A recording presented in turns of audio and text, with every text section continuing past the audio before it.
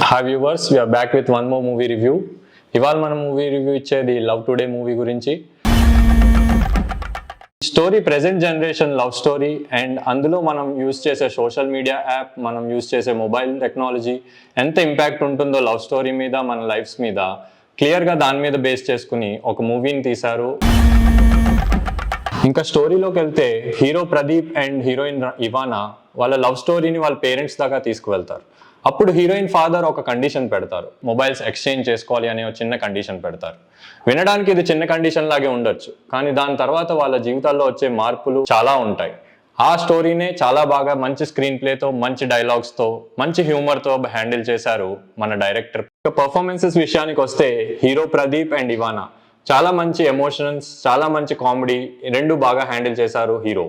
And heroine విషయానికి వస్తే ఆమె ఎమోషనల్ ఎక్స్ప్రెషన్స్ ఏవైతే ఉన్నాయో అన్ని సిచ్యువేషన్స్లో చాలా బాగా పండి. సపోర్టింగ్ క్యారెక్టర్స్కి వస్తే రాధికా శరత్ కుమార్, సత్యరాజ్, యోగి బాబు చాలా మంచి పర్ఫార్మెన్సెస్ ఇచ్చారు. లైక్ యోగి బాబుని చాలా డిఫరెంట్ రోల్లో ఇందులో చూడబోతున్నాం. ఈ మూవీ స్పెషాలిటీ ఏంటంటే డైరెక్టర్ ప్రదీపే లీడ్ క్యారెక్టర్ చేశారు.